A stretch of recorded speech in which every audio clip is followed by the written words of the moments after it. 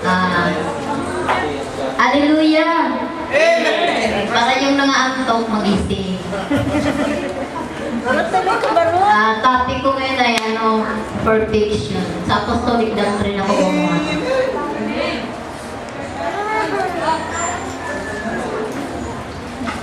Dapat tayo magising.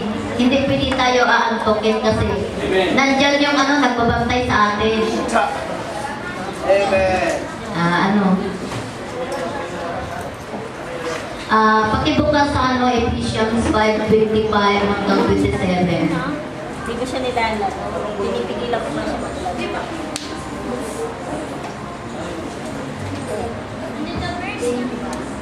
Ephesians 5:25 hanggang 27. Apostolic doctrine. Destiny.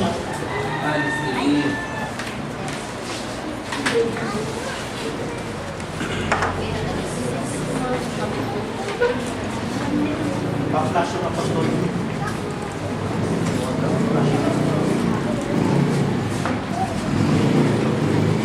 Brother Dudley na lang. Chapter 5, verse 25, 27. Ephesians chapter 5 5, verse 25. hanggang As for 27. have your wives, even as Christ also loved the church, and gave himself for it, verse 26, that he might sanctify and cleanse it with the washing of water by the word, verse 27, that he might present himself a glorious church, that there is not or wrinkle or any such thing, but that it should be holy and without blemish.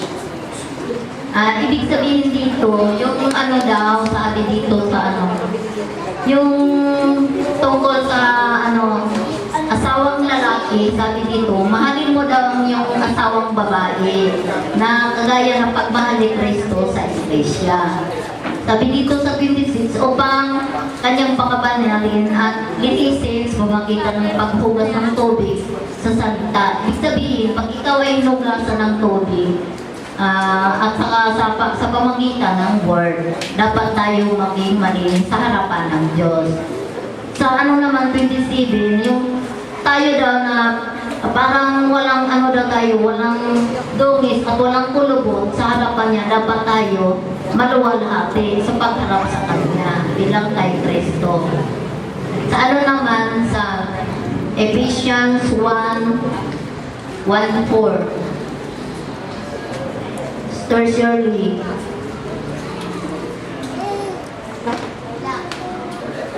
Ephesians 1:4. 13.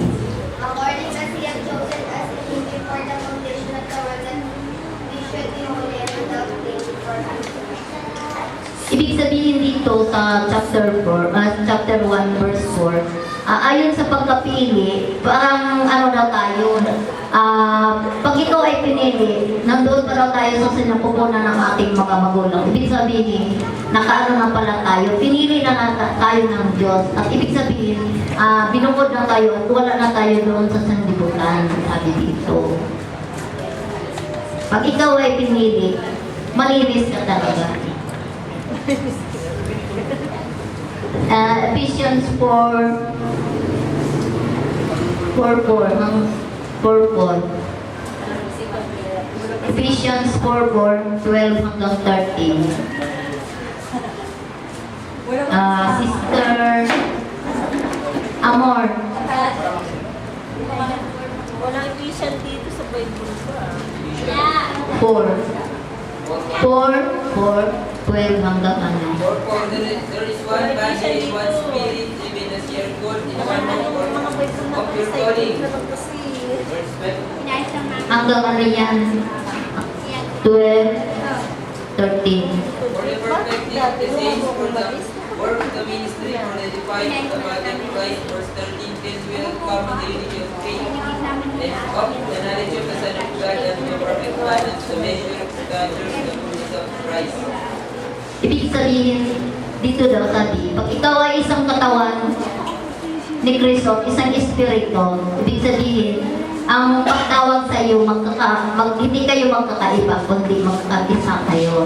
Tapos dito naman sa sa 12, sabi sabi dito, pag ikaw ay sakdal na, ibig sabihin banal ka na, at yung sinasabi sa paglingkod mo, sa ikatitibay, ibig sabihin pag ikaw ay ano na, dapat kang matibay sa paglingkod mo para ibig sabihin kaano ka na ni Kristo, kaisang katawan ka na. Pag isang katawan, lahat ng ano ni Kristo, layunin niya ay isang katawan at isang espiritu na tayo.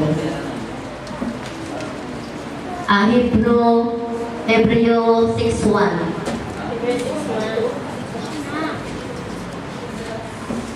Tahimik ka. Regine. Ano na lang, kambal. Kambal. Sinong kambal po? Yan tayo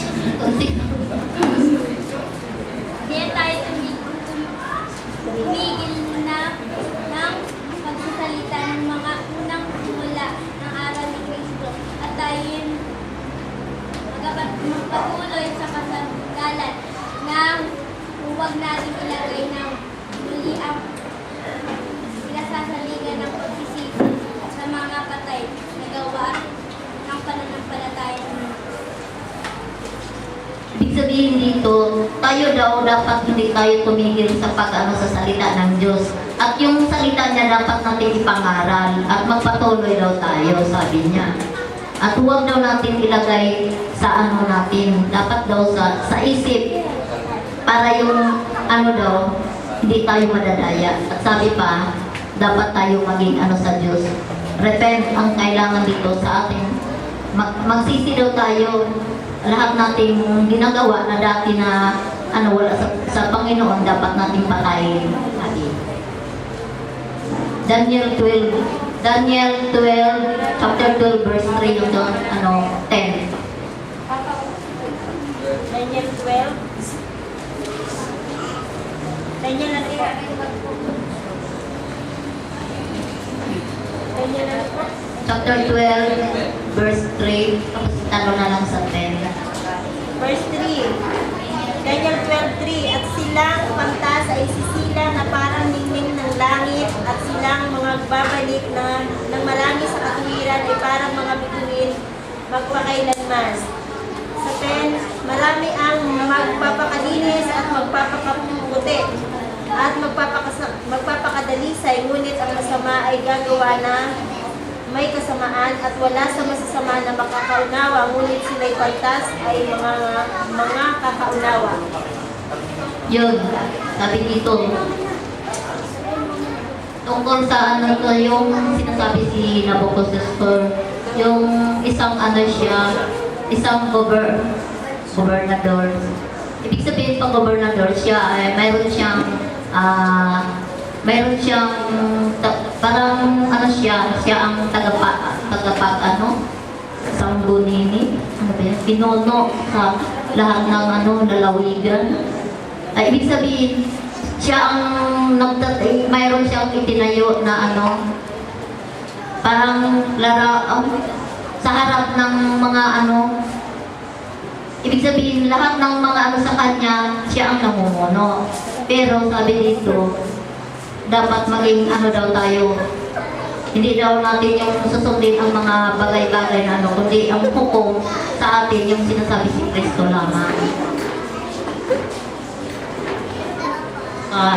Ko lang, italon ko lang sa atin. Ito, sabi dito sa atin, ikaw o hari, nagpasya sa bawat tao sa makinig ng tunog o kornita ng lao-tao ng alpa, ng sumbuko o sa tiyon ang gitara. Ibig sabihin dito yun, siya yun ang namumuno bilang mayroon siyang ginagawa na para yung mga tao na makinig sa kanya. Parang parang mga tao na mayroon silang parang hindi sila na dapat doon sa kanya na focus at nakinig. At sabi pa nga dito, dapat magpatira pa at sasamba sa kanya. Ibig sabihin, siya yung isang hari na sinusunod ng mga tao. At sa atin naman, wala tayong ibang sinusunod, kundi si Kristo lang. Yan lang.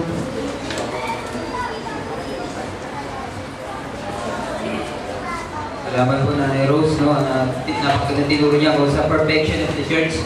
Nasabi kanina, Ephesians chapter 5, verse 25 hanggang 27 na kailangan ng bride. Wala siyang spot, wrinkle, and blemish. Ibig sabihin, sa libutang ito, hindi tayo nakikihalubilo. Kaya sinabi ni Paul, kailangan mag-renew tayo ng ating pag-iisip, huwag tayo mag-ayon sa bagay na ginagawa nila. So last na po, tinatawagan ko sa kanya, mahaba-haba, 30 minutes, walang iba, kundi si Brother Padun. At minsan po, palakpakan natin ng Diyos na buhay. Hallelujah. So ito, ewan ko kung antokin kayo dito dahil mas may iba to.